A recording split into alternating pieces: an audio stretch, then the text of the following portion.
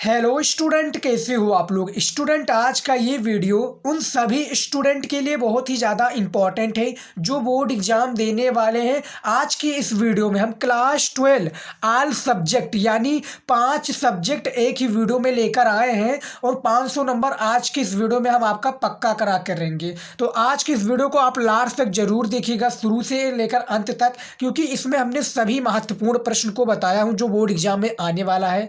अभी से आप तैयारी में लग जाइए, क्योंकि पूरे किताब के ये महत्वपूर्ण हमने टॉपिक लेकर आए हूँ, 5 सब्जेक्ट एक ही वीडियो में। तो वीडियो आज का थोड़ा लंबा हो जाएगा आपका, क्योंकि इसमें हमने 5 सब्जेक्ट के सभी महत्वपूर्ण टॉपिक को इस वीडियो में हमने बताया है। बस इन टॉपिक को पढ़ लो, बोर्ड एग्जाम में आपका 90+ मार्क पक्का। तो अभी से जो आर्ट्स के स्टूडेंट है, क्लास 12 आर्ट्स के स्टूडेंट हैं, इस वीडियो को आप शुरू से लेकर अंत तक जरूर देखिएगा। 500 नंबर जो है क्लास 12 वालों के लिए पक्का हो जाएगा आज की इस वीडियो के देखने के बाद में। तो देखिए, जो हमारा सब्जेक्ट है वो है समाज शास्त्र यानी सोशियोलॉजी। जो आर्ट्स के स्टूडेंट है 12 आर्ट्स के, उनका पहला समाज शास्त्र है। दूसरा जो है भूगोल यानी जियोग्राफी। तीसरा है अर्थशास्त्र इकोनॉमिक्स, और उसके बाद में चौथा है हिंदी। उसके बाद में पांचवा नागरिक शास्त्र। तो ये 5 जो सब्जेक्ट है, इनके सभी महत्वपूर्ण टॉपिक को हमने इस वीडियो में लेकर आया हूं, जो आपका 100 नंबर का पूर्णांक के साथ में रहता है। तो आज की इस वीडियो में आपका 500 नंबर पक्का होने वाला है, क्योंकि आज का ये जो वीडियो है महा मैराथन होने वाला है, यानी मैराथन आज का ये क्लास रहेगा। 25 महत्वपूर्ण टॉपिक जो है सोशियोलॉजी में है बेसिकली। तो देखिए, इन टॉपिक को आपको तैयार करके जाना है, क्योंकि बोर्ड एग्जाम में बस इन टॉपिक को आप तैयार करके जाते हैं तो 90+ मार्क लाने से कोई नहीं रोक सकता। तो अभी इन टॉपिक को आपको तैयार कर लेना है। पहला प्रश्न है आपका, हरित क्रांति से आप क्या समझते हैं। ये जो टॉपिक है सबसे ज्यादा इंपॉर्टेंट है। दूसरा जो हमारा टॉपिक है, माल्थस का जनसंख्या वृद्धि सिद्धांत बताइए, यानी जो माल्थस का जनसंख्या वृद्धि सिद्धांत है इसको बताना है।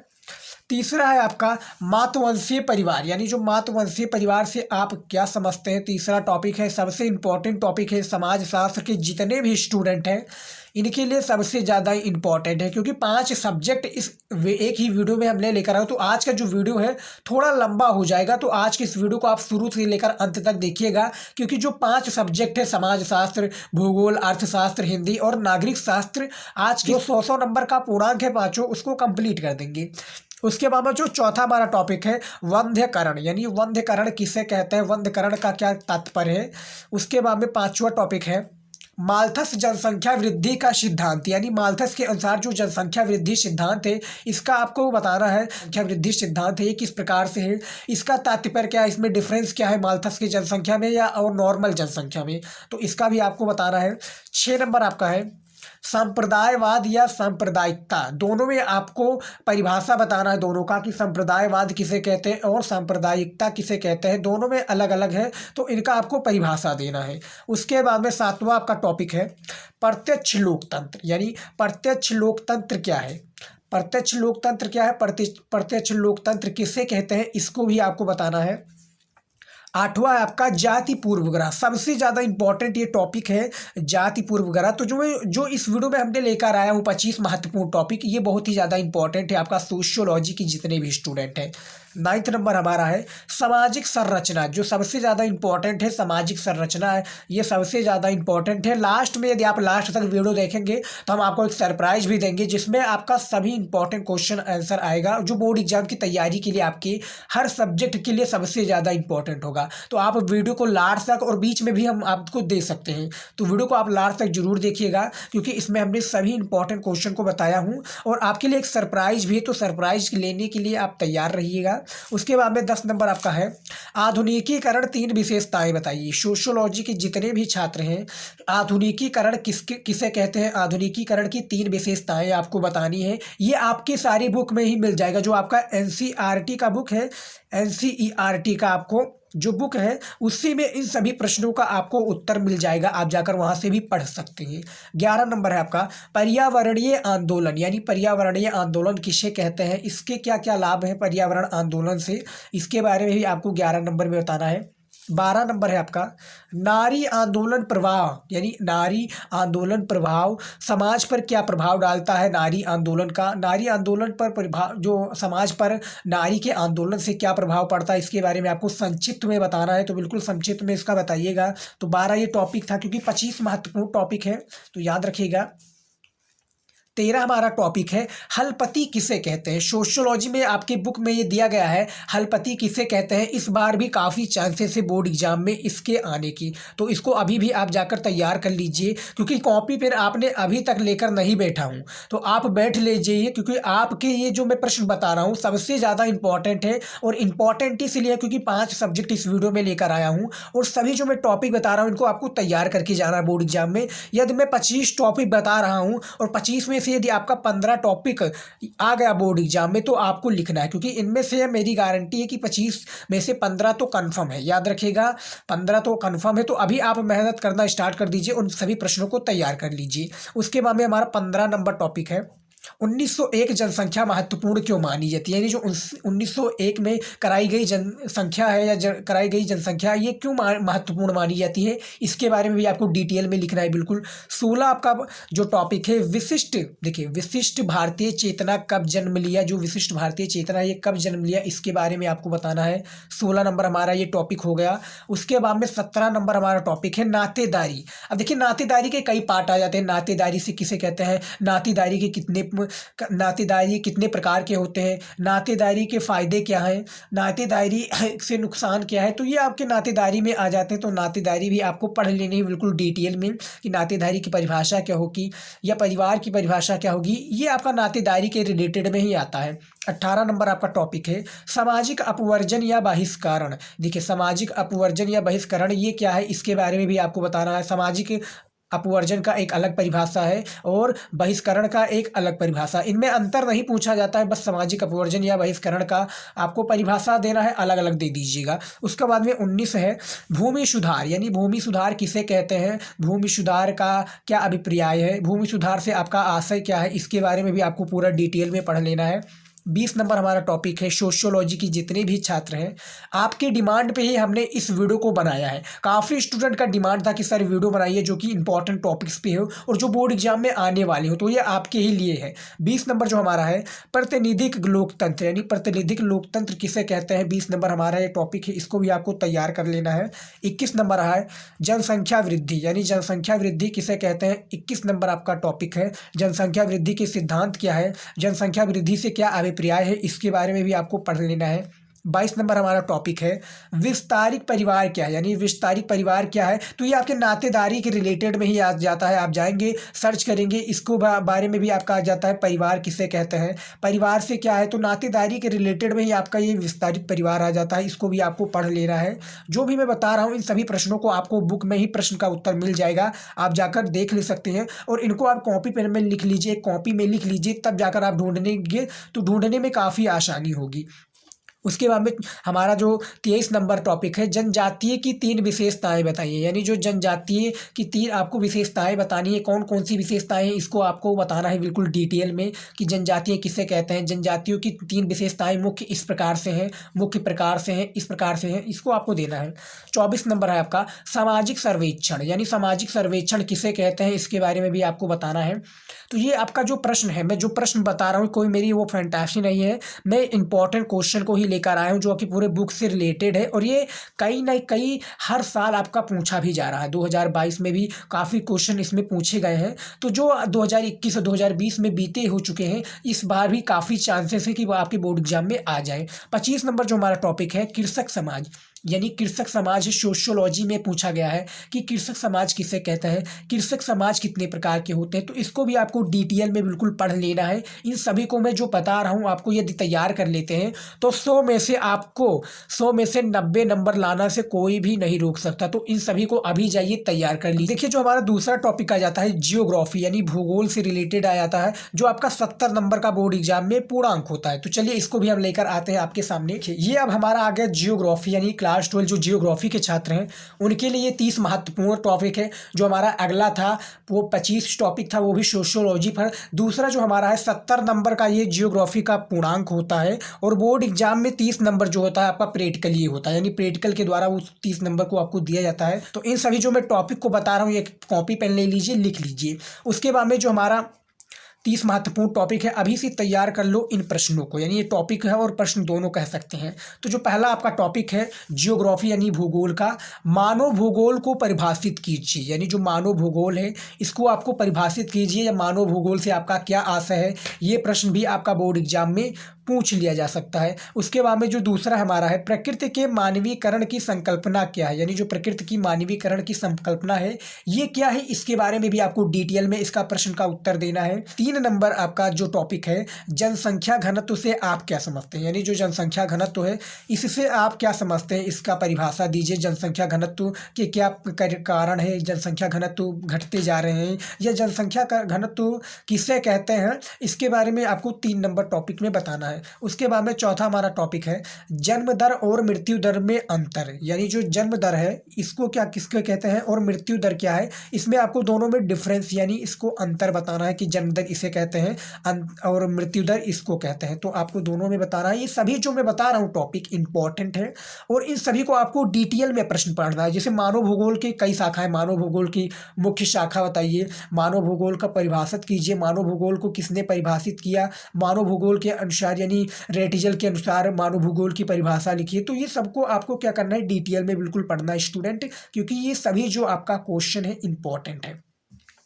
चौथा हमारा भी हो गया कि जन्म दर और मृत्यु दर से अंतर क्या है, इसको भी आपको बताना है। पांचवा आपका है लिंग अनुपात कैसे मापा जाता है, ये भी काफ़ी इंपॉर्टेंट है। आपका जो तीसरा चैप्टर है उसी से लिया गया ये सभी प्रश्न है जियोग्राफी के, कि लिंग अनुपात जो है ये कैसे मापा जाता है, इसका मापने का सूत्र बताइए। ये भी आपका बोर्ड एग्जाम में है, तो हमने इस पर भी एक वीडियो बनाया हूँ। आप जाकर हमारे यूट्यूब से आप जाएंगे, यूट्यूब चैनल पर सर्च करेंगे, नहीं तो आप हमारे यूट्यूब चैनल पर जाएंगे, यूट्यूब चैनल के जो आप हमारा जो ऑफिशियल चैनल है शिवम स्टडी नॉलेज, वहाँ पर भी आप जाएंगे तो इसका वीडियो आपको मिल जाएगा। आप जाकर जियोग्राफी के जो इंपॉर्टेंट अति लघु उत्तरीय प्रश्न होंगे उसको देखेंगे तो मिल जाएगा। उसके बाद में जो 6 नंबर हमारा टॉपिक है जनसंख्या के ग्रामीण नगरीय संगठन का वर्णन कीजिए, यानी जो जनसंख्या है इसके ग्रामीण तथा नगरीय संगठन का वर्णन करना है। आपको डिटेल में इसका परिभाषा का उदाहरण देना है, उत्तर देना है। 7वां हमारा टॉपिक है मानव विकास के 4 प्रमुख घटकों का नाम लिखिए, या 4 स्तंभों का नाम लिखिए। तो 4 जो इसमें प्रमुख घटक है मैं बता दूं कुछ एग्जाम्पल के तौर पर, ये आपका लॉन्ग क्वेश्चन है। तो समता, सतत पोषणीयता, उत्पादकता और सशक्तिकरण, ये मानव विकास के 4 प्रमुख घटक हैं। ये इस प्रकार से भी आपका प्रश्न बोर्ड एग्जाम में पूछ लिया जाएगा कि मानव विकास के 4 स्तंभों के नाम लिखे। तो उसमें आपका जब आपका लॉन्ग क्वेश्चन पूछा जाएगा तो उसमें आपको थोड़ा थोड़ा लिखना होगा, जैसे समता, सतत पोषणीयता क्या है, सशक्तिकरण क्या है, उत्पादकता क्या है, तो इसमें आपको थोड़ा ऐड करके आगे लिखना होगा। 8वां हमारा टॉपिक है मानव विकास सूचकांक की गणना कैसे होती है, इसके बारे में भी बताना है कि जो मानव विकास सूचकांक है इसकी गणना इस प्रकार से होती है, इसको भी आपको प्रेजेंट करना है इसका उत्तर। 9th नंबर है जो मैं आपको इस वीडियो में बता रहा हूँ सभी आपको हमारे चैनल पर जो भी आपको क्वेश्चन से रिलेटेड चाहिए आप यूट्यूब पर सर्च करेंगे, बाई लगा दीजिएगा शिवम स्टडी नॉलेज, आपको हमारा सभी प्रकार की वीडियो मिल जाएगा जो कि इम्पॉर्टेंट होगा, जो इस प्रश्न से इस वीडियो से रिलेटेड होगा। उसके बाद में 10वां हमारा टॉपिक है ट्रक कृषि से आप क्या समझते हैं, यानी जो ट्रक कृषि है इससे आप क्या समझते हैं, ट्रक कृषि किस प्रकार से होती है, ट्रक कृषि से क्या अभिप्राय है, इसके बारे में भी आपको देना है 10वें नंबर हमारा टॉपिक में। चलिए देखते हैं इसका और भी प्रश्न है। 11 नंबर हमारा टॉपिक है द्वितीयक व्यवसाय से क्या तात्पर्य है, यानी जो द्वितीयक व्यवसाय है इससे आपका क्या तात्पर्य है, ये हमारा 11 नंबर टॉपिक है। 12 नंबर टॉपिक है कुटीर उद्योग तथा लघु उद्योग में अंतर, यानी दोनों में आपको अंतर बताना है कि कुटीर उद्योग किसे कहते हैं और लघु उद्योग किसे कहते हैं। इन दोनों में काफ़ी डिफरेंस है ज़मीन और आसमान का, तो वही आपको बोर्ड एग्जाम की कॉपी में भी लिखना है।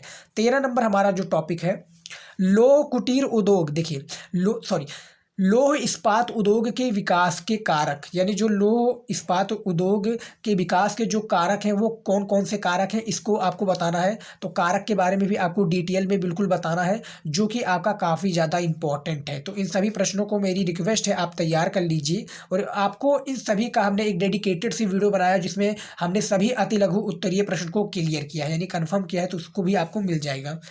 14 नंबर हमारा प्रश्न है परिवहन और संचार सेवाओं की सार्थकता को विस्तार पूर्वक स्पष्ट कीजिए, यानी परिवार और जो संचार सेवाएं हैं सार्थकता को क्या करना है, आपको विस्तार पूर्वक स्पष्ट करना है। इसको आपको डिटेल में इसका प्रश्न का उत्तर देना है। 15 नंबर जो हमारा टॉपिक है जियोग्राफी का, देखिए, फुटकर व्यापार को स्पष्ट कीजिए, यानी जो फुटकर व्यापार है इसको आपको स्पष्ट करना है। फुटकर व्यापार किसे कहते हैं, फुटकर व्यापार से आपका क्या अभिप्राय है, इसका आपको आंसर देना है डिटेल में। ये आपका अति लघु उत्तरीय प्रश्न में पूछा गया है। 16 नंबर हमारा टॉपिक है ग्रामीण और नगरीय बस्तियों में अंतर बताइए। तो इन दोनों में आपको अंतर बताना है। 17 नंबर टॉपिक है बस्ती से आप क्या समझते हैं, बस्ती को परिभाषित कीजिए। बस्ती कितने प्रकार की होती है, बस्ती से अभिप्राय क्या है, तो आपको परिभाषित करना है। जो पूछा गया है उसी का आंसर आपको देना है। 18 नंबर हमारा टॉपिक है विकासशील देशों में ग्रामीण बस्तियों की समस्याएं। जो विकासशील देश हैं इसके ग्रामीण बस्तियों की समस्याएं बताइए। एक प्रकार से और भी आपका प्रश्न पूछ लिया जाएगा कि ग्रामीण विकासशील देशों में नगरीय बस्तियों की समस्याएं किस प्रकार से हैं, तो दोनों आपको समस्याएं लिखनी रहेगी।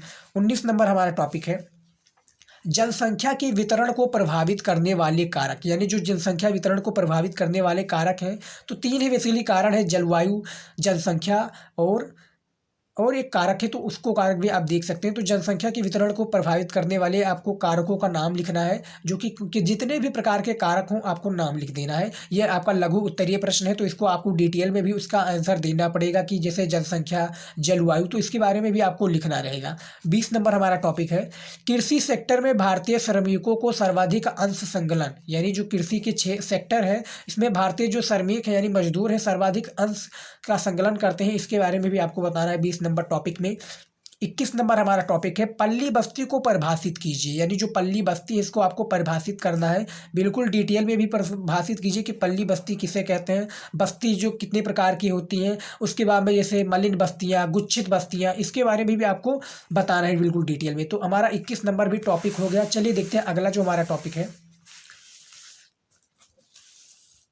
22 नंबर हमारा टॉपिक है, देख सकते हैं आपकी स्क्रीन पर है कि प्राथमिक एवं द्वितीयक क्रियाओं में विभेद कीजिए। ये हमारा जियोग्राफी का 30 सबसे इम्पोर्टेंट टॉपिक है। तो इस सभी टॉपिक को आपको तैयार करके जाना है, क्योंकि आज की इस वीडियो में हम 5 सबसे महत्वपूर्ण जो आपका सब्जेक्ट है, और काफ़ी स्टूडेंट का वो था डिमांड था कि सर इंपॉर्टेंट क्वेश्चन पर लेकर आइए, जो इंपॉर्टेंट क्वेश्चन हो और बोर्ड एग्जाम में आने के लिए हो, तो उन पर ही हमने एक वीडियो बनाया है। उसके बाद में 23 नंबर हमारा प्रश्न है भारत में जल प्रदूषण की समस्या का वर्णन कीजिए। यानी जो भारत है इसमें जल प्रदूषण की जो समस्या है इसको आपको वर्णन करना है कि भारत में जल प्रदूषण के कारण ये है, जल प्रदूषण इस प्रकार से भारत में फैल रहा है, तो इसके बारे में भी बताना है। 24 नंबर हमारा जो टॉपिक है सतत पोषणीय विकास की संकल्पना को परिभाषित कीजिए। जो सतत पोषणीय विकास है इसको आपकी जो संकल्पना है इसको आपको डिटेल में परिभाषित करना है, तो इसको भी आप परिभाषित कर दीजिए।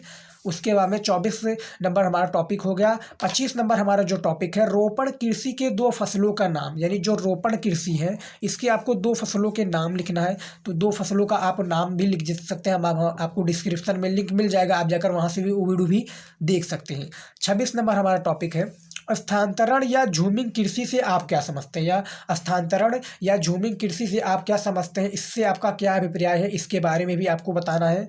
27 नंबर टॉपिक है हमारा विश्व में वाणिज्य डेयरी कृषि के प्रमुख क्षेत्रों का उल्लेख कीजिए। डिटेल में इसका प्रश्न का उत्तर आपको देना है। तो सोच समझकर आपको सभी प्रश्न का जो मैं बता रहा हूँ, आपको टॉपिक बता रहा हूँ, प्रश्न बता रहा हूँ, इसका आपको उत्तर आपके एनसीईआरटी जियोग्राफी के बुक में मिल जाएगा, आप जाकर देख सकते हैं। 28 नंबर जो हमारा टॉपिक है प्रवास से आप क्या समझते हैं, यानी प्रवास से आप क्या समझते हैं, इसके बारे में भी आपको बताना है बिल्कुल डिटेल में। इसको कारण ये है प्रवास से क्या अभिप्राय है, तो प्रवास के बारे में आपको डिटेल में बताना है। 29 नंबर जो हमारा टॉपिक है चलवासी कृषि की मुख्य विशेषताओं का वर्णन कीजिए। यानी जो चलवासी कृषि है इसकी मुख्य जो विशेषताएं हैं, विशेषताएं का आपको वर्णन करना है, बिल्कुल डिटेल में इसका प्रश्न का उत्तर देना है। 30 नंबर जो हमारा प्रश्न है जो टॉपिक है भारत के बच्चों में घटते लिंगानुपात के 2 कारण बताइए। तो जो आपका यदि आपका ये प्रश्न अति लघु उत्तरीय में पूछ गया तो 2 कारण ये बता देंगे शॉर्ट में, यानी छोटा छोटा तो हो जाएगा। नहीं तो जब ये आपका लॉन्ग क्वेश्चन यानी 8 नंबर या 6 नंबर का पूछा जाएगा, तो 6 नंबर का जब पूछा जाएगा तो इसको आपको 2 जो कारण होंगे बिल्कुल डिटेल में कारण के बारे में लिखना होगा। तो 30 ये जो हमारा टॉपिक था क्लियर हो गया, जियोग्राफी का टॉपिक था।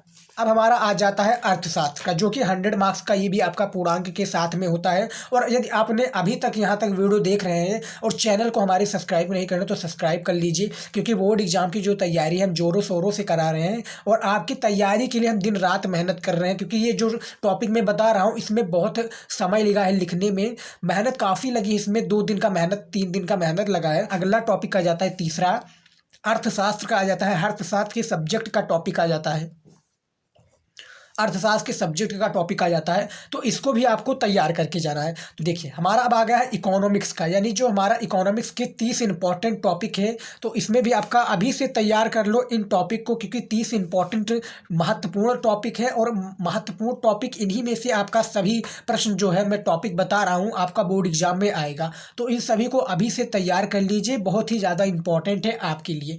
तो देखिए पहला जो आपका टॉपिक है सकारात्मक तथा आदर्शात्मक, यानी सकारात्मक और आदर्शात्मक परिभाषा दीजिए आपको कि सकारात्मक किसे कहते हैं, आदर्शात्मक किसे कहते हैं, इसके बारे में भी आपको बताना है। दूसरा जो हमारा टॉपिक है मांग का नियम, मांग का नियम किसे कहते हैं, मांग के नियम को परिभाषित कीजिए। तो दूसरा टॉपिक में हमारा ये आ जाता है इकोनॉमिक्स के जितने भी स्टूडेंट हैं, चैनल पर नए हैं तो चैनल को सब्सक्राइब कर लीजिए, क्योंकि 100 मार्क्स का पेपर है और हमने इसका भी एक वीडियो बनाया जिसमें ऑब्जेक्टिव सभी प्रकार की ऑब्जेक्टिव क्वेश्चन को कंफर्म किया है। तो वो वीडियो भी जाकर आप देख सकते हैं, हमारे चैनल पर मिल जाएगा। तीसरा जो टॉपिक है उत्पादन में दीर्घकाल कहते हैं, उत्पादन में दीर्घकाल कहते हैं किसे कहते हैं, या उत्पादन और दीर्घकाल कहते हैं, इसके बारे में भी आपको संक्षिप्त में इसका उत्तर देना है, तो बिल्कुल डिटेल में दीजिएगा। चौथा जो हमारा है बाजार का अर्थ, यानी बाजार का अर्थ किसे कहते हैं, बाजार का अर्थ क्या होता है। चौथा टॉपिक हमारा ये आ जाता है इकोनॉमिक्स का, जो कि सबसे ज़्यादा इंपॉर्टेंट ये टॉपिक है। तो इसको भी आपको पढ़कर जाना है, क्योंकि इस वीडियो में जो इकोनॉमिक्स का है ये 30 सबसे ज़्यादा इंपॉर्टेंट टॉपिक है, तो इनको आपको तैयार करके जाना है। पांचवा जो हमारा टॉपिक है भुगतान संतुलन कहते हैं, भुगतान संतुलन बेसिकली किसे कहते हैं, इसके बारे में भी आपको बताना है। ये टोटली जो आपका है अति लघु उत्तरीय से लेकर विस्तृत उत्तरीय तक प्रश्न रहता है, तो इन सभी प्रश्नों को आपको तैयार करके जाना है स्टूडेंट, याद रखिएगा। इसका जो मैं आपको बता रहा हूँ आपके जो NCERT जो आपका NCERT का जो आपका बुक है उसी में इन सभी प्रश्नों का आपको उत्तर मिल जाएगा। तो आप जाएंगे अपने बुक में देखेंगे तो इन सभी प्रश्नों को ढूंढेंगे तो आपको प्रश्न का उत्तर मिल जाएगा और तैयार करके जाइएगा। तो आपके लिए इन पर डिमांडेड वीडियो था, तो इसीलिए हमने लेकर आए हूँ। और ये वीडियो जो है आज का थोड़ा लंबा हो सकता है, तो वीडियो को आप लास्ट तक जरूर देखिएगा, क्योंकि इसमें हमने सभी इंपॉर्टेंट टॉपिक को कवर किया है। 6 नंबर हमारा टॉपिक है सरकारी बजट से राजस्व प्राप्तियां, यानी जो सरकारी बजट इसमें जो राजस्व प्राप्तियां हैं ये क्या है, इसको किसे कहते हैं, इसके बारे में भी आपको बताना है कि सरकारी बजट का तात्पर्य है और राजस्व प्राप्तियां में इसमें दोनों में जो सरकारी बजट में जो इसका जो डिफरेंस है इसका क्या है, इसके बारे में भी बताना है कि सरकारी बजट से इसका क्या लाभ है, तो इसके बारे में भी आपको बताना है। 7 नंबर हमारा टॉपिक है मुद्रा के 3 कार्य लिखिए, यानी जो मुद्रा के आपको 3 कार्य लिखना है, पहला, दूसरा और तीसरा। तो ये आपका लॉन्ग क्वेश्चन में शायद पूछा गया है, तो आप इसको क्लियर कर लीजिएगा। 8वां हमारा है आय का वर्चुअल प्रवाह, आय का जो वर्चुअल प्रवाह है ये क्या है, इसके बारे में भी आपको बताना है। तो 8 का जो वर्चुअल प्रवाह है इसको आपको संक्षिप्त में पढ़ लीजिएगा, जो आय का वर्चुअल प्रवाह होता है। इकोनॉमिक्स के जो क्लास 2 इकोनॉमिक्स के छात्र हैं अभी इन सभी टॉपिक को तैयार कर लीजिए, कॉपी पेन ले लीजिए और सभी को तैयार कर लीजिए। 9 नंबर हमारा है पैमाने के प्रतिफल, यानी जो पैमाने का प्रतिफल है इसके बारे में भी आपको बताना है कि पैमाने का प्रतिफल क्या होता है, पैमाने के प्रतिफल से ये तात्पर्य होता है, तो इन सभी को आपको तैयार करके जाना है। 10 नंबर हमारा है बजट रेखा, क्या है, बजट और रेखा। बजट रेखा आपको बताना है बजट रेखा किसे कहते हैं, तो बजट रेखा आपको किसे कहते हैं इसके बारे में भी आपको बताना है, बजट रेखा से क्या अभिप्राय है। तो 10 नंबर जो हमारा टॉपिक था इकोनॉमिक्स का ये हमने क्लियर कर लिया है। यदि आपने कॉपी पेन लेकर बैठा था तो आप इन सभी प्रश्नों को उतार लीजिएगा और इसको आपको जाकर बुक में मिलाना है, आपको इन सभी प्रश्नों का उत्तर मिल जाएगा। उसके बाद में जो हमारा अगला टॉपिक आ जाता है सबसे ज़्यादा इंपॉर्टेंट टॉपिक है ये आज के इस वीडियो का। देखिए 11 नंबर जो टॉपिक है कॉब डगलस उत्पादन फल, कॉब डगलस उत्पादन फल क्या है इसके बारे में बताना है। 12 नंबर है उत्पादन की स्थिर लागत का तात्पर्य क्या है, उत्पादन है जो है इसका जो स्थिर लागत, देखिए उत्पादन और स्थिर लागत का जो तात्पर्य है ये क्या है, ये क्या है इसके बारे में जो आप बता सकते हैं आपको बोर्ड एग्जाम में, क्योंकि ये जो है इम्पॉर्टेंट टॉपिक्स हैं। 13 नंबर जो हमारा टॉपिक है, 13 नंबर जो प्रश्न है प्रश्न के रूप में भी आप कह सकते हैं, हम टॉपिक कहते हैं तो इसकी, क्योंकि ये टॉपिक के रूप में इसलिए आ जाते हैं क्योंकि ये इंपॉर्टेंट क्वेश्चंस हैं, तो इंपॉर्टेंट क्वेश्चन को हम टॉपिक के रूप में ही लेंगे। देखिए पूर्ण प्रतियोगिता की कोई 3 विशेषताएं बताइए, जो पूर्ण प्रतियोगिता इसकी 3 विशेषताएं बतानी है, बिल्कुल 3 विशेषताएं जो है बहुत ही निम्न प्रकार की हैं। पूर्व प्रतियोगिता की 3 विशेषताएं हैं। 3 विशेषताएं आपको संक्षिप्त में बताना है, क्योंकि ये लॉन्ग क्वेश्चन के रूप में आ जाता है, तो इसको भी आपको करना है। 14 नंबर जो हमारा टॉपिक है, बजट का अर्थ। बजट रेखा हमने बता दिया कि बजट रेखा किसे कहते हैं। अब बजट का अर्थ आपको बताना है कि बजट का अर्थ क्या होता है। तो बजट रेखा में बजट रेखा की बात हो रही थी, यहाँ पर दूसरा प्रश्न पूछ लिया गया, यानी उसका डिफरेंस। बजट का अर्थ बताइए, बजट अर्थ, बजट किसे कहते हैं, इसके बारे में बताना है। 15 नंबर हमारा है टॉपिक भुगतान, उसके बाद में स्लैश लगा है संतुलन तात्पर्य। भुगतान शेष संतुलन तात्पर्य क्या है, इसके बारे में बताना कि भुगतान से संतुलन से क्या इसका डिफरेंस, क्या इससे मेल जोल है, क्या अभिप्राय है, तो इसके बारे में बताना है। 16 नंबर हमारा टॉपिक है समष्टि अर्थशास्त्र। समष्टि अर्थशास्त्र किसे कहते हैं, व्यष्टि अर्थशास्त्र और समष्टि अर्थशास्त्र में अंतर बताइए। तो ये प्रश्न भी आपका पूछ लिया जा सकता है बोर्ड एग्जाम में। आप जाएंगे देखेंगे कि समष्टि अर्थशास्त्र ये आपका सेक्शन बी में आ जाता है, जो व्यष्टि अर्थशास्त्र आ जाता है ये सेक्शन ए में। यानी खंड का और खंड खा में दोनों में अलग अलग है, दोनों की अलग अलग परिभाषाएं हैं, दोनों के अलग अलग डिफरेंसेस है, दोनों में जमीन आसमान का फर्क है। तो समष्टि अर्थशास्त्र आपको ये मिल जाएगा। 17 नंबर हमारा जो टॉपिक है मांग की कीमत लोच ज्ञात अनुपातिक विधि सूत्र। जो मांग की कीमत लोच है, इसके ज्ञात करने का जो अनुपातिक विधि सूत्र है, इसको आपको लिखना है, बिल्कुल डिटेल में आपको लिखना है कि जो ज्ञान मांग की कीमत जो लोच है विधि सूत्र ये होगा, इसके बारे में भी आपको बताना है। 18 नंबर जो हमारा टॉपिक है राजस्व व्यय 3 मंदों का नाम लिखिए। यानी जो राजस्व व्यय है इसके जो 3 मंदों का आपका नाम लिखना है, बिल्कुल डिटेल में 3 मंदों का आपको नाम लीजिएगा, क्योंकि बहुत ही ज़्यादा ये सब इंपॉर्टेंट है। और जो मैं इस वीडियो में आपको बता रहा हूँ आपको यूट्यूब पर मिल जाएगा, नहीं तो आप वीडियो भी हमारा देखेंगे तो इन सभी का आपको सोल्यूशन मिल जाएगा, इन सभी टॉपिक का। 19 नंबर हमारा टॉपिक है अल्पकाल एवं दीर्घकाल में भेद। अल्पकाल और दीर्घकाल में आपको भेद करना कि दीर्घकाल का क्या भेद है, अल्पकाल का भेद क्या है, इसको भी पढ़ लेना है आपको। 20 नंबर हमारा टॉपिक है पैमाने के प्रतिफल का अर्थ क्या है। पैमाने का जो प्रतिफल है इसका अर्थ क्या है, पैमाने का प्रतिफल किसे कहते हैं, पैमाने के प्रतिफल से क्या अभिप्राय है। तो एक ही प्रश्न आपका कई प्रकार से पूछा जा सकता है, लेकिन इसका जो उत्तर होगा एक ही होगा, लेकिन प्रश्न काफ़ी यानी अथवा अलग अलग कर पूछ लिया जा सकता है, ये आपको याद रखना है। 21 नंबर हमारा टॉपिक है सार्वजनिक वस्तु। सार्वजनिक वस्तु किसे कहते हैं, सार्वजनिक वस्तु के बारे में भी आपको बताना है। 22 नंबर हमारा टॉपिक है औसत संप्राप्ति वक्र किसे कहते हैं। औसत संप्राप्ति वक्र जो वक्र है इसे किसे कहते हैं ये बताना है। औसत की आपको परिभाषा देनी है, औसत और संप्राप्ति यानी दोनों ये है, तो इसकी आपको डिटेल में इसको परिभाषा आपको देनी है, डिटेल में आपको एग्जामिनर को समझाना है, क्योंकि प्रश्न जो है काफ़ी ज़्यादा इंपॉर्टेंट है। प्रश्न का आप देख सकते हैं किस प्रकार से प्रश्न पूछा गया है एग्जामिनर के द्वारा। देखिए कि औसत संप्राप्त वर्ग किसे कहते हैं बताइए, तो इसके बारे में बताइए। तो 22 टॉपिक भी हमारा क्लियर हो चुका है, क्योंकि इस वीडियो में हमने आपको शुरुआत में ही बता दिया था कि जो इकोनॉमिक्स के 30 इंपॉर्टेंट टॉपिक है। जियोग्राफी के इसके जो अगला वाला था हमारा जियोग्राफी का था, वो भी 30 टॉपिक का था। जो सोशियोलॉजी का था यानी समाजशास्त्र का, वो 25 टॉपिक का था। तो सभी इंपॉर्टेंट टॉपिक है, वो चाहे 20 टॉपिक का हो या 25 या 30 या 40, तो सभी इंपॉर्टेंट है, सभी को आपको तैयार करना है। यदि 23 नंबर जो हमारा टॉपिक है केंद्रीय बैंक के प्रमुख कार्य, यानी केंद्रीय बैंक के कितने प्रमुख कार्य होते हैं बताइए। केंद्रीय बैंक के प्रमुख कार्यों का आपको उल्लेख करना है, तो ये भी आपको तैयार करके जाना है, पढ़कर जाना है। 24 नंबर टॉपिक है इकोनॉमिक्स का सीमांत लागत एमसी के ब्रैकेट में आपका एमसी, औसत लागत ब्रैकेट में एसी, तो दोनों में आपका अलग अलग है। इसका परिभाषा आपको देना है कि सीमांत लागत एमसी क्या है और औसत लागत एसी क्या है, इसके बारे में बताना है। डिफरेंस भी पूछ सकता है, यानी अंतर भी पूछ सकता है बोर्ड एग्जाम में, तो दोनों को आपको अलग अलग इसका अंतर दे रहा है, क्योंकि परिभाषा के रूप में ही अंतर इसमें पूछा जाता है कि सीमांत लागत इस प्रकार से कहते हैं, औसत लागत इसको हम इस प्रकार से कहेंगे। 25 नंबर जो टॉपिक है सरकारी बजट उद्देश्य, यानी जो सरकारी बजट उद्देश्य है इसके बारे में भी बताना है कि सरकारी बजट के उद्देश्य ये हैं। 26 नंबर टॉपिक है तैरती विनिमय दर समझते हैं, यानी जो तैरती विनिमय दर है ये समझते हैं, क्या समझते हैं ये बताना है। देखिए तो इसमें जो तैरती विनिमय दर है बेसिकली इसमें क्या समझते हैं हम बता दूं, इसके बारे में आपको परिभाषा देना है, इसका डिटेल में परिभाषा आपको देना है। परिभाषा आपको देंगे क्योंकि ये ज़्यादा बड़ा नहीं है, छोटा क्वेश्चन है। याद रखिएगा जितने छोटा क्वेश्चन होगा उतना ही 2-2 नंबर का लायक ये होगा या 3-3 नंबर लायक होगा। अति लघु उत्तरीय प्रश्न भी हम इसको कह सकते हैं। 27 नंबर टॉपिक है 1929 की महामंदी का वर्णन कीजिए। संक्षिप्त में आपको वर्णन करना है कि 1929 की महामंदी में क्या हुआ था, इसका उद्देश्य क्या था, इसका वर्णन करना है। तो आपको डिटेल में इसका उत्तर देना है क्योंकि जो 27 नंबर है कि 1929 की महामंदी का वर्णन ये है, इसका तात्पर्य ये है।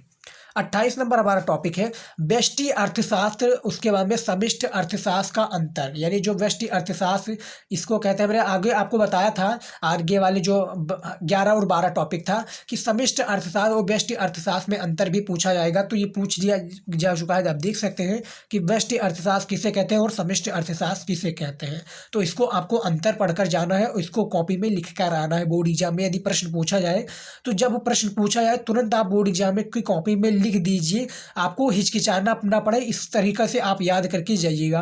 29 नंबर हमारा टॉपिक है लाभ अधिकतम। देखिए लाभ अधिकतमीकरण परिभाषित कीजिए। लाभ अधिकतमीकरण परिभाषित आपको करना है, परिभाषा इसको देना है, तो इसको भी आपको तैयार कर लेना है।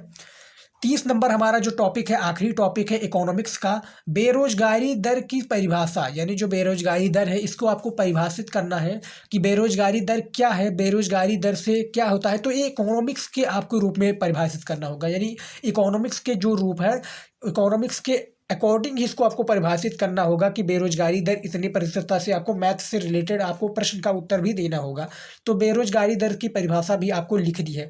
तो 30 नंबर भी हमारा टॉपिक क्लियर होगा। अगला आ जाता है हिंदी का। हिंदी साहित्य का जो आ जाता है, जो आर्ट्स के स्टूडेंट है हिंदी साहित्य बोर्ड एग्जाम में उनका पूछा जाता है, तो ये भी आपका 100 नंबर का होता है पूर्णांक।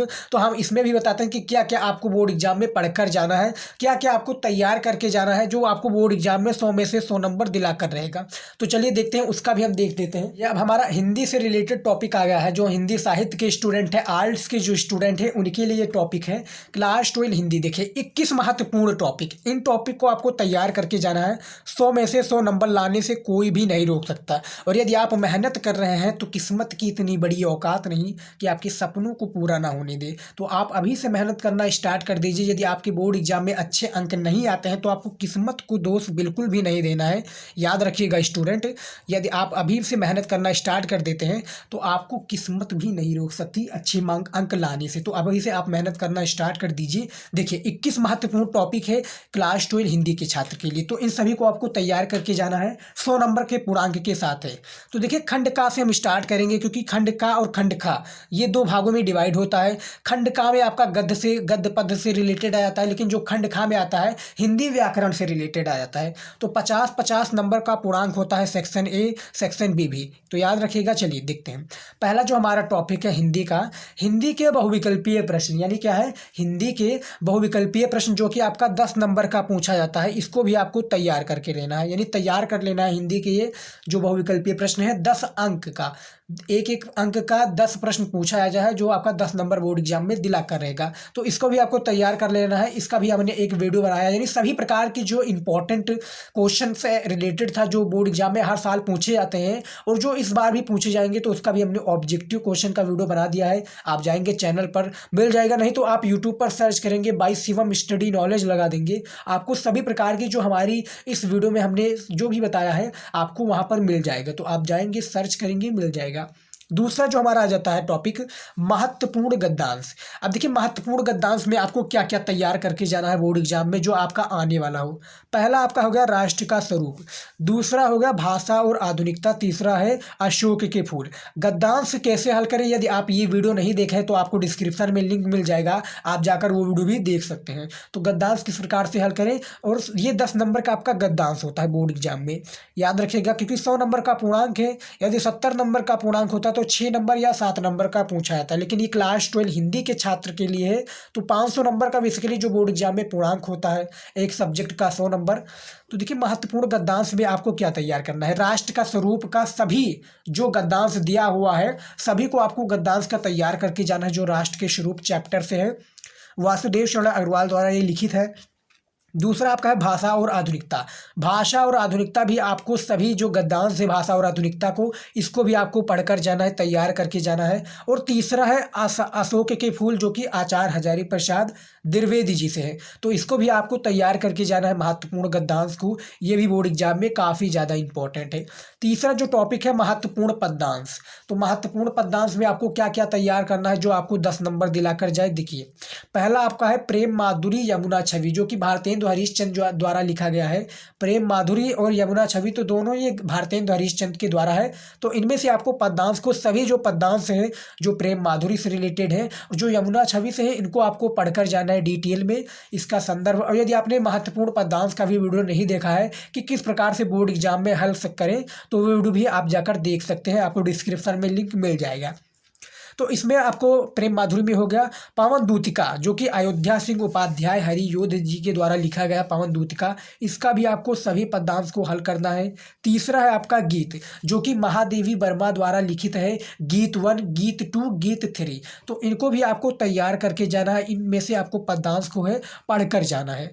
चौथा जो हमारा टॉपिक है महत्वपूर्ण लेखक का जीवन परिचय, क्या है महत्वपूर्ण जो लेखक है इनके जीवन परिचय, जो मैं बता रहा हूँ, यदि आप इन्हीं में से तैयार करके जाता है तो हिंदी में से आपको 100 में से 90 नंबर लाने से किसी का बाप भी नहीं रोक सकता। तो आप मेहनत कीजिए, और जो मैं भी टॉपिक बता रहा हूँ इनको आपको पढ़कर जाना है, याद करके जाना है। और मेरी गारंटी, यदि तीनों में से आप कोई एक भी याद कर, तीनों में से तीनों का याद करके जाता है और कोई एक भी आ जाता है, तो आप बोर्ड एग्जाम में लिख देंगे और 10 नंबर तुरंत प्राप्त कर लेंगे।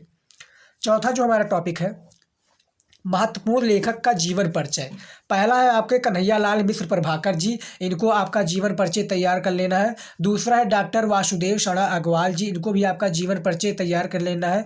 और पंडित दीनदयाल उपाध्याय, तो इनका भी आपको जीवन परिचय तैयार कर लेना है। तीनों में से तीनों का तैयार करके आप जाते हैं तो मेरी गारंटी है तीनों में से एक ना एक तो आपका आ ही जाएगा, और लिखकर आप चली आएंगी। तो 10 नंबर, ये आपका 5 नंबर का जीवन परिचय बोर्ड एग्जाम में पूछा जाता है। 80 शब्दों में इसका जीवन परिचय को देना होता है, तो ज़्यादा आपको नहीं मेहनत करना है, बस आपको 80 शब्दों में देना है, 5 नंबर आप लेकर चले आएंगे। तो इन जीवन परिचय को आपको लेखक का तैयार कर लेना है। पांचवा हमारा टॉपिक है महत्वपूर्ण कवियों का जीवन परिचय, जो महत्वपूर्ण कवियां हैं इनको जीवन परिचय बताना है। ये भी आपका 5 नंबर का होगा, 80 शब्दों में इसका भी जीवन परिचय देना होगा। तो वहाँ पर लेखक की बात हो रही थी, यहाँ पर कवि की बात हो रही है, जो कवि है। तो देखिए, जो पहले है जयशंकर प्रसाद जी, जयशंकर प्रसाद जी का जीवन परिचय मेरी गारंटी है हर साल पूछा जाता है। याद रखिएगा स्टूडेंट, यदि आप पिछले ईयर का पेपर भी चेक करेंगे 2-3 साल का, तो उसमें भी जयशंकर प्रसाद जी का जीवन परिचय पूछा गया है। तो जयशंकर प्रसाद जी का जीवन परिचय भी आप देख सकते हैं, आपको यूट्यूब पर मिल जाएगा, नहीं तो देखे हैं आप यूट्यूब पर सर्च करेंगे 22, जो भी आप यूट्यूब पर रिलेटेड वीडियो सर्च करेंगे, बस आपको कोई कुछ भी नहीं करना है, बाई लगाकर शिवम स्टडी नॉलेज लिख देंगे, आपको हमारा वीडियो मिल जाएगा, आप जाकर वहां से देख सकते हैं।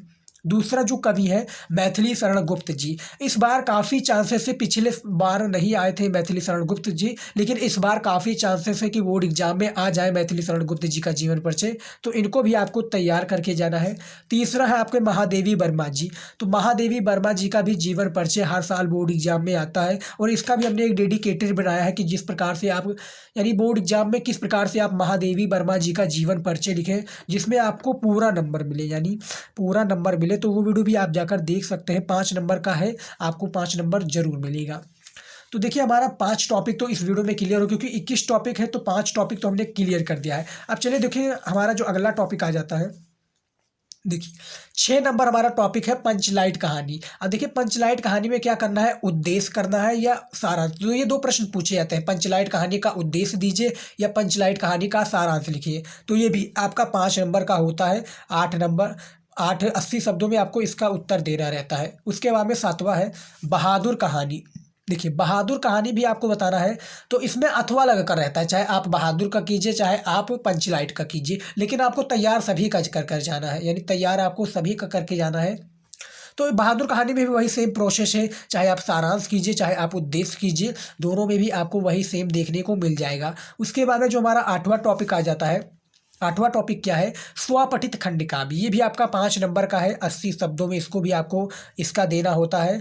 जिस प्रकार से आपका जीवन परिचय हो जाता है, पंचलाइट कहानी का सारांश, सेम इसी प्रकार से आपको स्वपठित खंड काव्य में भी देना होता है। लेकिन जो यूपी बोर्ड में चलता है बेसिकली, हमारे यहाँ पर तो अभी त्यागपथ ही चल रहा है, आपके ज़िले में जो भी चल रहा हो उसके आधार पर आप लिख दीजिएगा। कहीं आपका श्रवण कुमार भी चलता है, श्रवण कुमार भी, कहीं आपका वो चलता है, कहीं किस प्रकार के चलते हैं। तो हमारे यहाँ पर जो बेसिकली चल रही है वो त्यागपथी चल रही है। तो मेरी यहाँ पर त्यागपथी के जो बच्चे होंगे वो तैयार करके जाएंगे। तो जो स्वपठित खंड काव्य है इनको भी आपको तैयार कर लेना है, 5 नंबर का है। अब देखिए हमारे 50 नंबर इस वीडियो में क्लियर कर लिया है। यहाँ तक जो है 50 नंबर हमने क्लियर कर लिया, यानी सेक्शन ए का, यानी जो आपका खंड का 50 नंबर यहाँ तक क्लियर कर लिया। अब देखिए हमारे जो शुरुआत होता है यहाँ से 50 नंबर स्टार्ट होता है, जो कि खंड खा से हिंदी व्याकरण से। तो देखिए 9th नंबर जो हमारा टॉपिक है, संस्कृत का महत्वपूर्ण गद्यांश। संस्कृत का आपको महत्वपूर्ण गद्यांश हल करके जाना है। जिस प्रकार से आपने शुरुआत में ही देखा होगा पद्यांश और गद्यांश होता है, जो कि 10 नंबर का होता है।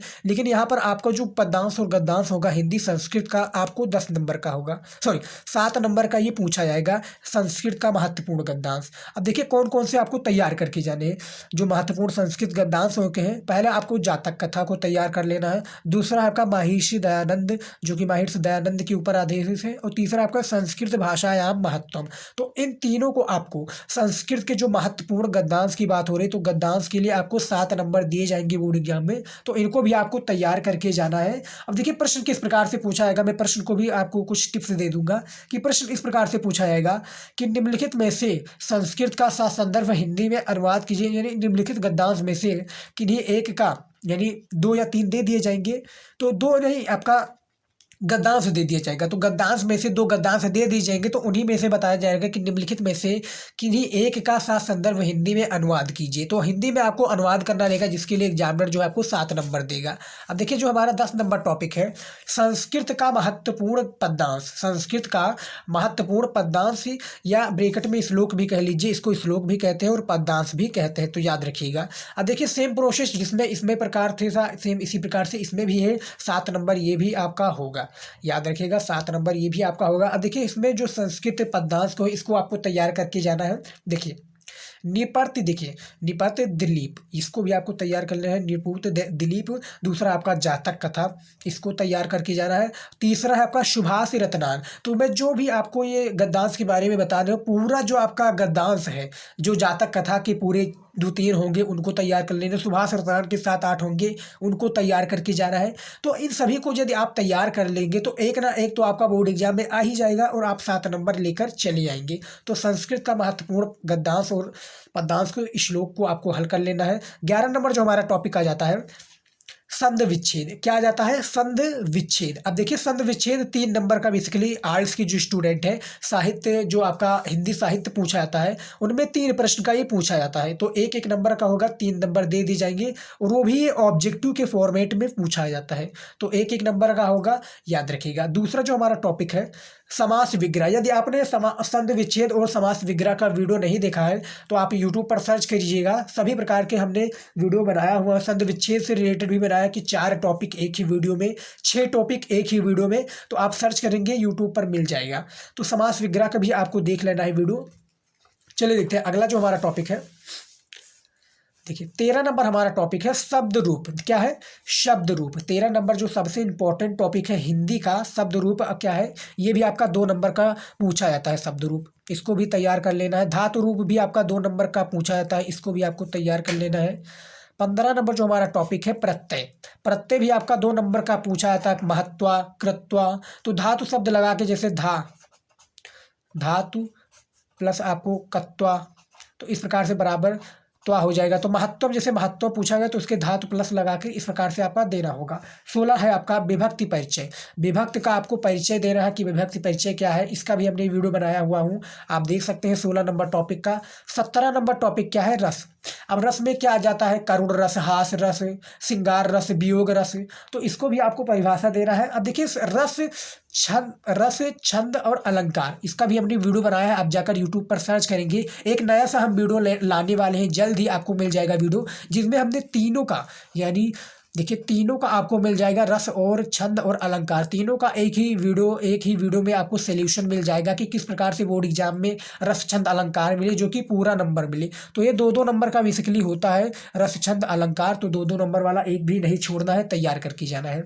उसके बाद में जो हमारा 20 नंबर टॉपिक आ जाता है, क्या आ जाता है, निबंध। निबंध से रिलेटेड आ जाता है हमारा 20 नंबर टॉपिक, तो इसको भी आपको तैयार करके जाना है। अब देखिए कौन कौन से निबंध आपके बोर्ड एग्जाम में आने के चांसेस हैं और इम्पोर्टेंट है। पहले आपके हो जाते हैं, देखिए देखिए पहला जो हमारा निबंध हो जाता है भारतीय किसानों की समस्याएं और उनके समाधान। तो इसमें भी वीडियो हमने बनाया हुआ हूँ, आप जाकर यूट्यूब पर सर्च करेंगे मिल जाएगा। जो भी मैं हमें सोल्यूशन इस वीडियो में आपको बताता हूँ टॉपिक, इसका सोल्यूशन आपको यूट्यूब पर मिलेगा, बस 22 शिवम स्टडी नॉलेज लगा देंगे मिल जाएगा। और मेहनत कीजिए स्टूडेंट, यदि आप अभी तक मेहनत नहीं कर रहे हैं और यदि आप यहाँ तक वीडियो देख लिए हैं तो समझ लीजिए आप बोर्ड एग्जाम में काफ़ी अच्छी मार्क्स लेकर आएंगे और आप तैयारी करने का जो है जुनून आपके अंदर है, तो आप तैयारी कीजिए, आपकी मेरी गारंटी है 100 में से आप 90+ मार्क लेकर आएंगे। तो मेहनत कीजिए। तो पहला जो निबंध था कि भारतीय किसानों की समस्याएं और उनके समाधान के बारे में आपको बताना है। दूसरा है पर्यावरण प्रदूषण समस्या और समाधान। पर्यावरण प्रदूषण की समस्या क्या है और उसके समाधान क्या है, इसके बारे में भी आपको बताना है। तीसरा जो निबंध है सबसे ज़्यादा इम्पोर्टेंट, मेरे प्रिय कवि। अब मेरे प्रिय कवि के रूप में जयशंकर प्रसाद भी आ सकते हैं और तुलसीदास भी आ सकते हैं। तो दोनों में जो भी पूछा जाए, जो भी आपको अच्छा लगे कि मेरे प्रिय कवि तुलसीदास या मेरे प्रिय कवि जयशंकर प्रसाद, तो उनके बारे में भी आपको लिख सकते हैं। चौथा है हमारा भारत में भ्रष्टाचार की समस्या।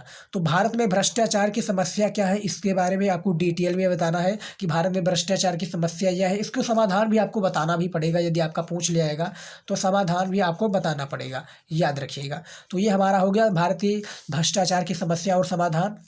पांचवा जो है देखिए कोरोना वायरस पर अर्थव्यवस्था, यानी भारत की अर्थव्यवस्था पर क्या प्रभाव पड़ा, कोरोना वायरस किसे कहते हैं, ये कहाँ से आया, तो इसके बारे में भी आपको बताना है। तो कोरोना वायरस के बारे में भी आपको डिटेल में देना है, क्योंकि ये पिछले वर्ष ही आया था, तो इसका आपको परिणाम बताना रहेगा कि कोरोना वायरस किसे कहते हैं, ये किससे फैलता है। तो बोर्ड एग्जाम में आपको सेम इसी प्रकार से 5 ऑप्शन दे दिए जाएंगे और मेरी गारंटी यदि आपको इन्हीं में से तैयार कर लेते हैं तो ये इंपॉर्टेंट गद्दा ये आपका निबंध है, तो इन्हीं में से यदि आप तैयार कर लेते तो एक ना एक तो बोर्ड एग्जाम में फंस ही जाएगा और आपको 9 नंबर जो है दिलाकर जाएगा। तो ये वीडियो भी हमारा देखिए 20 नंबर जो हमारा 20 टॉपिक था निबंध है, ये भी हमने क्लियर कर लिया। अब देखिए 21 नंबर जो हमारा टॉपिक है, देखिए 2 वाक्यों का संस्कृत अनुवाद। जो दो है आपको 2 वाक्यों का आपको क्या करना है, संस्कृत अनुवाद करना है। तो ये भी आपको संस्कृत में अनुवाद कीजिए, बिल्कुल संस्कृत में आपको हिंदी। देखिए 2 वाक्यों का कहाँ पर पूछा जाता है, आप देख लीजिए क्या है कि 2 वाक्यों का संस्कृत में अनुवाद, यानी संस्कृत में आपको अनुवाद करना है ये, जो कि 2 वाक्य हिंदी से आपको क्या करना है, देखिए हिंदी से संस्कृत में आपको इसका अनुवाद करना है। 22 नंबर जो हमारा टॉपिक था 2 प्रश्नों का उत्तर संस्कृत में दीजिए, यानी 2 प्रश्न था आपका संस्कृत में और इसी का आपको संस्कृत में उत्तर देना है। संस्कृत में पूछा गया है और संस्कृत में ही आपको इसका उत्तर देना है। तो टोटली आपका 2-2 नंबर का ये भी प्रश्न पूछा जाता है, तो 2 प्रश्न पूछेंगे तो टोटली 4 नंबर इसमें भी मिल जाएगा और 4 नंबर इसमें भी मिल जाएगा। तो देखिए ये 22 टॉपिक हमारा था, क्लियर हो गया है, जो कि हिंदी से रिलेटेड था। अब देख लीजिए आप इसमें भी यदि आप इन सभी को तैयार करके जाते तो मेरी गारंटी है कि आप में से इनमें से कोई ना कोई तो आपका आ ही जाएगा और बोर्ड एग्जाम में आपको काफ़ी अच्छी मार्क्स दिला कर जाएगा। क्या आ जाता है, नागरिक शास्त्र यानी सिविक्स, देख सकते हैं सिविक्स का हमारा आ जाता है, जो कि बहुत ही बच्चों का डिमांड था कि सर सिविक्स पर वीडियो बनाइए, पेपर भी आपका काफ़ी नज़दीक आ रहा है, तो हमने इस पर भी वीडियो बनाया हूँ, जो कि काफ़ी ज़्यादा इंपॉर्टेंट है नागरिक शास्त्र की स्टूडेंट के लिए। तो नागरिक शास्त्र की हिंदी, अर्थशास्त्र, भूगोल और समाजशास्त्र, और जो हमारा आखिरी टॉपिक बचा है वो नागरिक शास्त्र के सब्जेक्ट का टॉपिक बचा है, तो उसको भी हम तैयार कर लेते हैं। देखिए अब हमारा आ गया है क्लास 12 जो नागरिक शास्त्र के स्टूडेंट है उनके लिए आ गया है 100 मार्क्स का पेपर आपका होता है। तो सभी महत्वपूर्ण जो आपका प्रश्न है इसमें हम क्लियर कर देंगे, यानी जो सभी महत्वपूर्ण आपका टॉपिक है, 30 महत्वपूर्ण टॉपिक इसमें भी है आपका, 30 महत्वपूर्ण टॉपिक। जो क्लास 12 जो नागरिक शास्त्र के स्टूडेंट हैं उनके लिए 30 इंपॉर्टेंट टॉपिक है, तो इनको आपको पढ़कर जाना है। इन्हीं में से आपका सभी प्रश्न पूछा जाएगा बोर्ड एग्जाम में, तो आपसे रिक्वेस्ट है इन सभी टॉपिक को आप तैयार कर लीजिए। देखिए पहला टॉपिक जो है हमारा शीत युद्ध क्या है, शीत युद्ध किसे कहते हैं, इसके बारे में भी बताना है। पूरा जो आपका शीत युद्ध से सभी प्रश्न पूछा जाता है कि शीत युद्ध से क्या अभिप्राय है, शीत युद्ध के परिणाम बताइए, शीत युद्ध का कारण क्या है, शीत युद्ध किसे कहते हैं। तो शीत युद्ध के बारे बारे में आपको डिटेल में इसका प्रश्न का उत्तर देना है, जो कि आपके पूरे बुक से जो आपका पहला चैप्टर थे उसी से देना है। दूसरा है आपका आसियान। अब उसमें जो हमने शीत युद्ध में बताया कि शीत युद्ध किसे कहते हैं, कारण परिणाम, सेम इसी प्रकार से आपको आसियान में भी अप्लाई कर देना है। तो इसको भी आपको सभी प्रकार की पढ़ लेना है। तीसरा जो टॉपिक है भारत पाकिस्तान समझौता, क्या है, भारत पाकिस्तान समझौता कब हुआ, भारत पाकिस्तान का समझौता किस लिए हुआ, इसके बारे में भी आपको संक्षिप्त में इसका प्रश्न का उत्तर पढ़ लेना है। बोर्ड एग्जाम में जाने से पेपर देने से पहले पढ़ लीजिए। चौथा है आपका क्योटो प्रोटोकॉल। क्योटो प्रोटोकॉल क्या है, इसके बारे में भी आपको समझाना है। प्रोटोकॉल किसे कहते हैं, जो क्योटो प्रोटोकॉल है ये किसे कहते हैं, इसके बारे में भी आपको संक्षिप्त में बिल्कुल डिटेल में समझाना है। पांचवा हमारा वैश्विक संपदा, क्या है, वैश्विक संपदा क्या है, इसके बारे में भी आपको बताना है बिल्कुल डिटेल में। जो मैं आपको प्रश्न बता रहा हूँ यही नहीं कि आपका जो मैं वैश्विक संपदा बता रहा हूँ यही आएगा, वैश्विक संपदा के कारण भी आ सकते हैं, वैश्विक संपदा की विशेषताएं भी आ सकती हैं, वैश्विक संपदा किसे कहते हैं, तो पूरा डिटेल में आपको प्रश्न को पढ़ना है। जैसे शीत युद्ध एक हमने पॉइंट बता दिया था कि शीत युद्ध किसे कहते हैं, शीत युद्ध के कारण बताइए, शीत युद्ध की विशेषताएं कौन कौन सी हैं, शीत युद्ध के प्रमुख जो आपका किसे कहते हैं इसका संक्षिप्त में परिचय दीजिए। तो ये आपका बोर्ड एग्जाम में पूछ लिया जा सकता है। तो पूरा डिटेल में प्रश्न का उत्तर आप पढ़ लीजिएगा, एक ना एक तो आ ही जाएगा। 6 नंबर जो हमारा टॉपिक है, देखिए 6 नंबर टॉपिक क्या पूछा गया है, पृथ्वी सम्मेलन 1992 का महत्व, यानी जो पृथ्वी सम्मेलन 1992 है इसको आपको महत्व देना है। इसका महत्व क्या है, जो 1992 में था, तो ये नागरिक शास्त्र में बेसिकली पूछा गया है, जो कि आपका 100 नंबर का पूर्णांक होता है। तो इन सभी को तैयार करके जाना है। 7वां आपका है भारत कब स्वतंत्र हुआ। तो सभी को पता है 1947 को स्वतंत्र हुआ, लेकिन इसके बारे में आपको डिटेल में बताना है कि किन किन परिस्थितियों से स्वतंत्र हुआ, क्या क्या योगदान हुए, भारत कब स्वतंत्रता के बाद में क्या क्या आई, ये आपको डिटेल में इसका बताना है। नागरिक शास्त्र के जितने भी स्टूडेंट हैं इन सभी टॉपिक को आपको तैयार करके जाना है। 8वां टॉपिक है आपका, क्योंकि इसमें भी हमने 30 महत्वपूर्ण टॉपिक को कवर किया है, तो उतना ही इंपॉर्टेंट है जितना कि हमने अदर सब्जेक्ट का बताया है। देखिए, आज़ाद हिंदुस्तान का जन्म कैसी परिस्थितियों में हुआ। यदि आपको इन सभी का सॉल्यूशन चाहिए तो आपको यूट्यूब पर जाना है, आप यूट्यूब पर सर्च कीजिएगा जो भी आपको चाहिए। जैसे शीत युद्ध किसे कहते हैं, बाय शिवम स्टडी नॉलेज लिखेंगे तो आपको पहला जो हमारा चैप्टर है शीत युद्ध का दौर, उस पर आपको ये प्रश्न का उत्तर मिल जाएगा, तो वीडियो भी आप जाकर देख सकते हैं। तो 8वां जो टॉपिक है, आज़ाद हिंदुस्तान का जन्म कैसी परिस्थितियों में हुआ, इसको बारे में भी आपको बताना है 8वें टॉपिक में।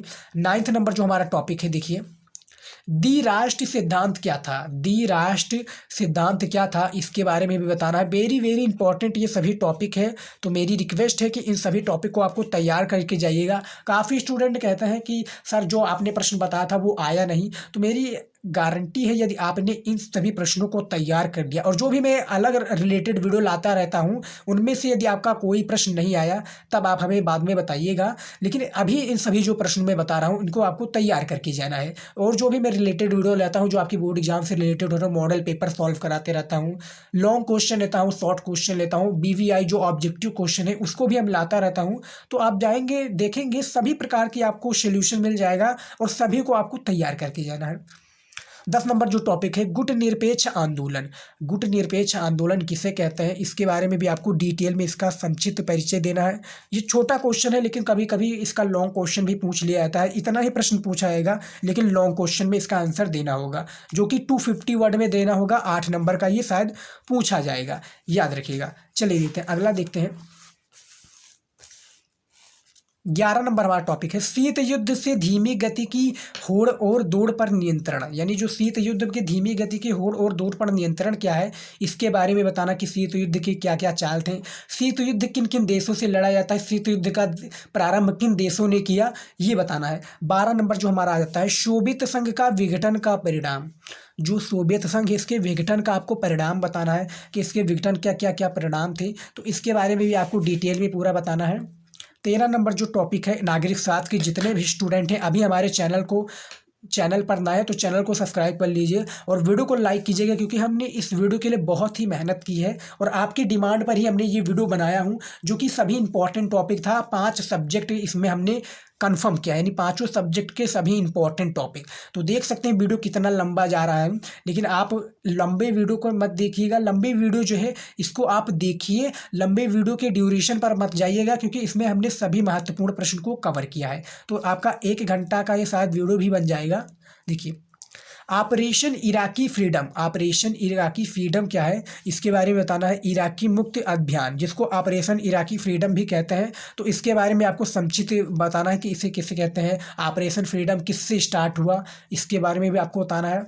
चौथा हमारा है, देखिए 14 नंबर है, अनुसूचित जनजाति किसे कहते हैं। अनुसूचित जनजाति जो है किसे कहते हैं, इसके बारे में भी आपको डिटेल में बिल्कुल बताना है। 14 नंबर जो पूछा गया है, अनुसूचित जनजाति जो कि SC ST में आ जाते हैं, यानी अनुसूचित जनजाति में। 15 नंबर हमारा है, दक्षेस ब्रैकेट में आपका सार्क, दक्षेस ब्रैकेट में आपका सार्क रख सकते हैं, इनको किसे कहते हैं, यानी दक्षेस किसे कहते हैं, तो ब्रैकेट में आपका ये सार्क आ जाएगा जो कि दक्षेस का दूसरा नाम है सार्क, तो ब्रैकेट के रूप में आ जा सकता है। तो दक्षेस किसे कहते हैं, दक्षेस के परिणाम बताइए, दक्षेस के उदाहरण बताइए। तो ये टोटली आपका पूरा जो है दक्षेस के ऊपर आधारित रहेगा। तो इसका जो प्रश्न होगा यह लघु उत्तरीय में भी पूछ सकता है, अति में पूछ सकता है और विस्तृत उत्तरीय में भी पूछ सकता है।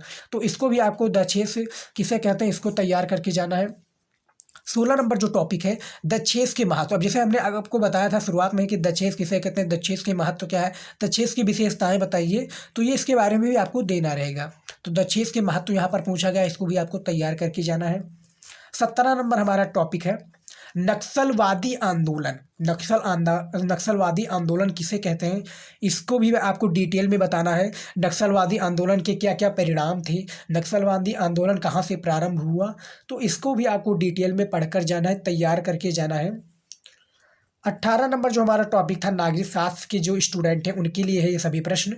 1962 भारत सीमा विवाद किस देश से युद्ध हुआ, यानी जो 1962 में भारत सीमा विवाद क्या है, भारत सीमा विवाद किस देश से युद्ध हुआ, तो ये बताना है आपको। तो 1962 में शायद चीन और भारत के बीच में विवाद हुआ, जो दरबान घाटी था उसके ऊपर विवाद हुआ था 1962 में। तो ये भारत में जो भारत सीमा विवाद किस देश से युद्ध हुआ, चीन और भारत से युद्ध हुआ, जो कि जमीन से रिलेटेड था, यानी सीमा विवाद से था। 19 नंबर है, अयोध्या विवाद क्या था, यानी जो अयोध्या विवाद था ये क्या था बेसिकली, इसको आपको बताना है कि अयोध्या विवाद किसे कहते हैं, अयोध्या विवाद क्या था। अयोध्या में जो राम मंदिर बन रहा था उससे विवाद भी छिड़ सकता है, तो ये भी आपका प्रश्न है। 19 नंबर प्रश्न है, इसको भी आपको डिटेल में बताना है। नागरिक शास्त्र में प्रश्न पूछा गया है, यानी शिवेश में जो जितने भी छात्र हैं उनमें ये सभी प्रश्न पूछा जा रहा है। 100 मार्क्स का प्रश्न है, जो नया नया अपडेट होता रहा है आपके बुक में, क्योंकि 30% तो ऑफ हो चुका है, तो जो नया नया आपका अपडेट हो रहा है तो उसी से ये सभी प्रश्न पूछे जा रहे हैं। 20 नंबर हमारा टॉपिक है, मध्यावधि चुनाव। मध्यावधि चुनाव क्या है इसके बारे में बताना है। मध्यावधि चुनाव किसे कहते हैं, मध्यावधि जो चुनाव है ये किस कारण से होता है, यह मध्यावधि चुनाव कहाँ कहाँ पर होता है। 21 नंबर हमारा टॉपिक है, सिक्किम विधानसभा का प्रथम चुनाव।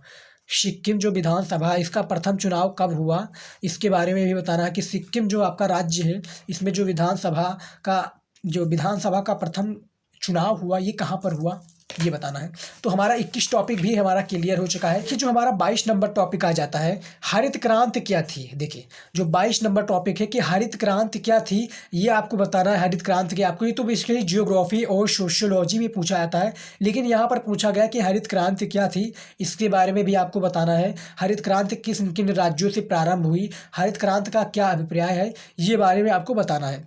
23 नंबर हमारा टॉपिक है वैश्विक। देखिए वैश्विक पर्यावरण, ये वैश्विक है याद रखिएगा, वैश्विक पर्यावरण सुरक्षा 1990 क्या है, वैश्विक पर्यावरण सुरक्षा 1990 क्या है, इसके बारे में भी आपको डिटेल में इसका प्रश्न का उत्तर देना है। जो वैश्विक पर्यावरण सुरक्षा के ये कारण थे, वैश्विक पर्यावरण सुरक्षा का अभिप्राय ये है, तो आपको इसका डिटेल में इसका उत्तर देना है प्रश्न का।